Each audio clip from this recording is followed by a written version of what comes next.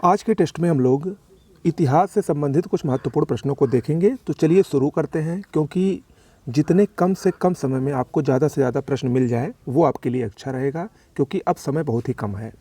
पहला प्रश्न है, सिंधु घाटी सभ्यता से संबंधित झूकर संस्कृति हड़प्पा कालीन किस अवस्था या स्थल से संबंधित थी?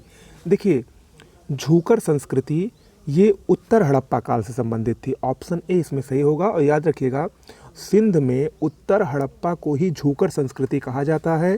इसका केंद्र क्या था? झूकर, चनहूदड़ो और आमरी। आगे बढ़ते हैं। अगला प्रश्न है, निम्न स्मृतियों को पहले से बाद के क्रम में लगाइए। देखिए, स्मृतियों को अगर हम देखें, जो सबसे पुरानी स्मृति है वो है मनु स्मृति, उसके बाद याज्ञवल्क्य की स्मृति, उसके बाद नारद स्मृति, उसके बाद विष्णु स्मृति, फिर पाराशर स्मृति और लास्ट में बृहस्पति स्मृति। ये कुछ प्रमुख स्मृतियों का क्रम है। यानी सबसे पहले मनु स्मृति, तो ऑप्शन 2 इसमें जो होगा वो सबसे पहले होगा। तो ऑप्शन बी और सी में 2 है। 2 के बाद फिर याज्ञवल्क्य की स्मृति, यानी ऑप्शन बी इसमें सही होगा। 2, 1, 3, 4। आपको यहाँ पर मैं और एक चीज़ बताना चाहता हूँ कि जो विष्णु स्मृति है वो गद्य में लिखी गई है, ठीक है, जबकि नारद स्मृति और पाराशर स्मृति और साथ ही साथ विष्णु स्मृति ये गुप्तकालीन स्मृतियां हैं। ओके, ये याद रखने वाली बातें हैं। अगला प्रश्न है, पर्सिपोलिस और बेहिस्तुन अभिलेख किस देश से संबंधित है? ये दोनों अभिलेख ईरान से संबंधित हैं। ऑप्शन ए इसमें सही होगा। और इन अभिलेखों से ये पता चलता है कि ईरानी एक सम्राट था जिसका नाम था दारा। इसने सिंध नदी के घाटी पर अधिकार कर लिया था। अगला प्रश्न है, इक्ष्वाकु वंश से संबंधित गलत कथन की पहचान करनी है। देखिए, इक्ष्वाकु वंश से संबंधित इसमें जो 4 कथन दिया गया है उसमें इस वंश का संस्थापक श्री शांत मूल था, बिल्कुल सही है। ओके, इस वंश की राजधानी नागार्जुन कोंडा थी, ये भी सही है। इक्ष्वाकु राजा ब्राह्मण धर्म के अनुयायी थे, किंतु उनकी रानियों का झुकाव बौद्ध धर्म के प्रति था, ये भी सही है। यह मौर्यों के सामंत थे, ये गलत है। तो यानी इसमें जो गलत कथन होगा वो ऑप्शन डी होगा, क्योंकि इक्ष्वाकु जो थे वो 7 वाहनों के संस्थापक थे, 7 वाहनों के सामंत थे, और ये अपने आप को अयोध्या का पूर्वज कहते थे, ना कि ये मौर्यों के सामंत थे। ओके, तो यहाँ पर ये याद रखिएगा। अगला प्रश्न है, किस गुप्त वंश सम्राट की मुद्राओं पर गरुड़ के स्थान पर मयूर की आकृति अंकित की गई है? तो ये गुप्त शासक था कुमारगुप्त। ऑप्शन बी सही है। कुमारगुप्त की जो मुद्राएं थी उसमें गरुड़ के स्थान पर मयूर की आकृति अंकित की गई थी। और यहाँ पर एक बात और ध्यान रखिएगा कि कुमारगुप्त ने अश्वमेध यज्ञ भी किया था, और इसी के शासनकाल में नालंदा विश्वविद्यालय की स्थापना भी की गई थी। ओके, तो ऑप्शन बी इसमें सही होगा। अगला है, उत्तर मेरूर शिलालेख निम्नलिखित में से किस राजवंश के प्रशासन से संबंधित है? उत्तर मेरूर शिलालेख ये चोल वंश से संबंधित है। ऑप्शन ए सही होगा। उत्तर मेरूर ये दक्षिण भारत में एक राज्य है, तमिलनाडु, उसके कांचीपुरम जिले का एक पंचायती ग्राम है। ठीक है, क्या है? पंचायती ग्राम है। तो ये किससे संबंधित है? चोल वंश से संबंधित है। अगला है, प्राचीन काल का वह महान अभियंता यानी इंजीनियर जिसने झेलम तट पर बांध बनाकर कई सारी नहरें निकलवाईं, उसका नाम क्या था? उसका नाम था शुय या खुय उसको कहा जाता है। ऑप्शन डी इसमें सही होगा। देखिए, राज तरिंगड़ी जो कि कल्हड़ ने लिखी है, उसके अनुसार कश्मीर में उत्पल वंश के एक शासक थे जिनका नाम था अवंतिवर्मन।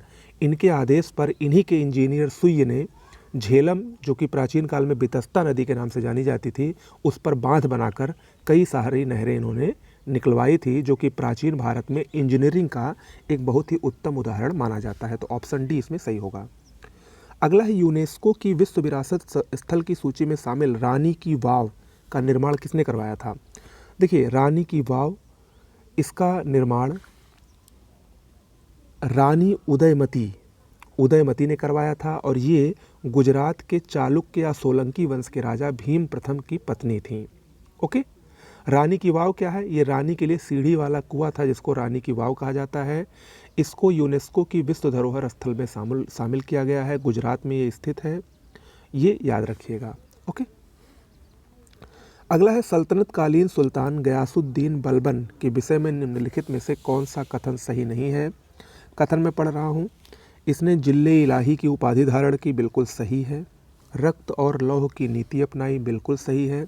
अपने दरबार में सिजदा और पैबोस की प्रथा का प्रचलन किया, बिल्कुल सही है।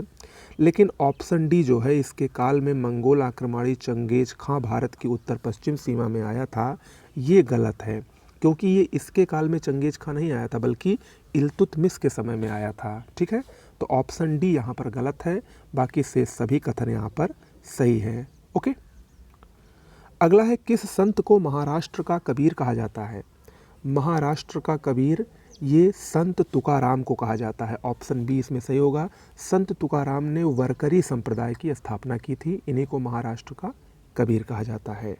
ओके, आगे बढ़ते हैं। मुगल चित्रकला से जुड़े गलत युग्म को पहचानिए। देखिए, दसवंत व बसावन ये अकबरकालीन चित्रकार थे, सही है। बीजापुर के सुल्तान आदिल शाह का चित्र बनाने वाला फारूक बेग, बिल्कुल सही है। जहांगीर की चित्रणशाला का अध्यक्ष अबुल हसन, ये गलत है। ठीक है, ये गलत है, क्योंकि जहांगीर ने अकारिजा, एक जो कि हेरात का प्रसिद्ध चित्रकार था, उसके नेतृत्व में आगरा में एक चित्रणशाला की स्थापना की थी, उसका वो अध्यक्ष था। तो इसमें ऑप्शन सी जो है वो गलत है।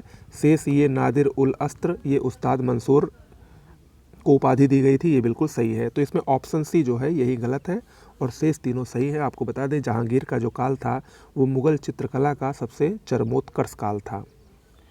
अगला है, निम्नलिखित में से किस आयोग की सिफारिश पर मुख्य रूप से प्राथमिक शिक्षा के प्रसार की बात की गई थी? बहुत ही आसान प्रश्न है ये, उसका उत्तर होगा हंटर कमीशन। हंटर कमीशन 1882 में गठित हुआ था। इस आयोग ने प्राथमिक शिक्षा के प्रसार के लिए उपाय सुझाए थे। ओके, तो ऑप्शन ए यहाँ पर याद रखिएगा। अगला है, आंदोलन और उनके प्रारंभ के केंद्र में कौन सा युग्म सही सुमेलित नहीं है, आपको बताना है। इसमें हम आपको बता दें, इसमें अगर आप देखें तो ऑप्शन बी जो है यही सही सुमेलित नहीं है, क्योंकि देवबंद आंदोलन ये उत्तर प्रदेश के सहारनपुर जिले के देवबंद नामक स्थान में शुरू हुआ था, ना कि कोलकाता में। ओके, से सभी बिल्कुल सही सुमेलित हैं और इम्पॉर्टेंट भी है। अहमदिया आंदोलन गुरदासपुर, फराइजी आंदोलन फरीदपुर बंगाल, नदवतुल आंदोलन लखनऊ में। अगला है, गांधी एंड गांधीज्म पुस्तक की रचना किसने की? गांधी एंड गांधीज्म पुस्तक की रचना डॉक्टर भीमराव अंबेडकर ने किया था।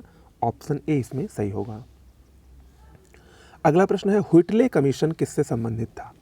देखिए, व्हिटले कमीशन ये मजदूरों की समस्या समाधान से संबंधित था, इसी के लिए इसको स्थापित किया गया था और इसको राजकीय श्रम आयोग भी कहा जाता था। किसको? व्हिटले कमीशन को। आगे बढ़ते हैं, फक ए अफगान और बादशाह खान इत्यादि उपाधियाँ किससे संबंधित हैं? फक ए अफगान और बादशाह खान उपाधि ये खान अब्दुल गफ्फार खां की उपाधियां हैं। खान अब्दुल गफ्फार खां को सीमांत गांधी भी कहा जाता है और आपको याद होगा, जब सविनय अवज्ञा आंदोलन गांधी ने चलाया था तो उसी के समर्थन में इन्होंने पश्चिमोत्तर सीमांत प्रांत में खुदाई खिदमतगार नाम से एक आंदोलन चलाया था, जिसको लाल कुर्ती आंदोलन भी कहा जाता था। ओके, तो वही ये खान अब्दुल गफ्फार खां है जिनको ढेर सारी उपाधियाँ मिली हैं। अगला प्रश्न है, भारत छोड़ो आंदोलन के समय निम्नलिखित में से किस स्थान पर समानांतर सरकार की स्थापना नहीं की गई थी? भारत छोड़ो आंदोलन के समय 3 स्थान पर समानांतर सरकार की स्थापना हुई थी, सतारा, तामलुक और बलिया, जबकि हजारीबाग में नहीं की गई थी। तो यहाँ पर ऑप्शन डी जो है वो सही होगा। ओके, याद रखिएगा। अगला है, आज़ाद हिंद फौज के गिरफ्तार सैनिकों और अधिकारियों को लाल किले मुकदमे से बचाव के लिए कांग्रेस द्वारा गठित आज़ाद हिंद फौज बचाव समिति में कौन शामिल नहीं था? इसमें सरदार वल्लभ भाई पटेल शामिल नहीं थे, शेष तीनों शामिल थे। देखिए, आज़ाद हिंद फौज के जो गिरफ्तार सैनिक और अधिकारी थे, दिल्ली के लाल किले में अंग्रेज़ों द्वारा नवंबर 1945 में मुकदमा चलाया गया। इस मुकदमे में जो मुख्य अभियुक्त थे कौन कौन थे? मेजर शहनवाज खां, कर्नल प्रेम सहगल और कर्नल गुरदयाल सिंह ढिल्लों। इन पर राजद्रोह का आरोप लगाया गया। इसके बचाव में कांग्रेस ने आज़ाद हिंद फौज बचाव समिति का गठन किया गया था, जिसमें भूला भाई देसाई ने इसका नेतृत्व किया। साथ में तेज बहादुर सप्रे, अरोड़ा अशरफ अली, जवाहरलाल नेहरू, कैलाश नाथ काटजू इस समिति में शामिल थे। तो सरदार वल्लभ भाई पटेल इस समिति में नहीं थे, ये याद रखिएगा। अगला है, निम्नलिखित का सही कालक्रम क्या होगा? ये 4 घटनाएं दी गई हैं। ये चारों घटनाएं कब कब घटित हुई आपको मैं बता दूं। इसमें सबसे पहले तो ऑप्शन ए ही इसमें सही होगा, 1, 2, 3, 4 जैसे लिखी गई हैं घटनाएं वैसे ही घटित हुई हैं। वर्धा प्रस्ताव 1942 में आया था। उसके बाद वेवेल योजना आई 1945 में। शाही नौसेना का विद्रोह और कैबिनेट मिशन दोनों 1946 में आया, लेकिन 18 फरवरी 1946 को शाही नौसेना का विद्रोह हुआ था और 24 मार्च 1946 को कैबिनेट मिशन भारत आया था। ओके, तो 1, 2, 3, 4 ये इसका सही क्रम है। ओके, अगला है निम्नलिखित में से किस नेता ने भारत के विभाजन को एक विश्वासघातपूर्ण कार्य कहा था? ये नेता थे अबुल कलाम आज़ाद। ऑप्शन ए सही होगा। इन्हें भारत के विभाजन को विश्वासघातपूर्ण कार्य कहा था। आपको बता दें कि 14 जून 1947 को कार्य समिति की बैठक में गोविंद वल्लभ पंत ने विभाजन से संबंधित योजना को स्वीकार करने का प्रस्ताव पेश किया था, तो इसका समर्थन अबुल कलाम आज़ाद ने ही किया था और इन्होंने ही भारत के विभाजन को एक विश्वासघातपूर्ण कार्य कहा था।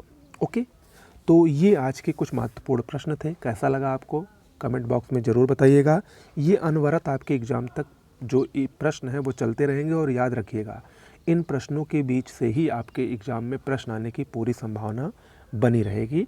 तो इसीलिए चैनल को तुरंत सब्सक्राइब करें, लाइक करें, वीडियो को शेयर करें ज़्यादा से ज़्यादा और हमारे टेलीग्राम चैनल से तो अवश्य जुड़ जाएं क्योंकि वहाँ पर ढेर सारी सूचनाएं क्विज वगैरह चलती रहती हैं।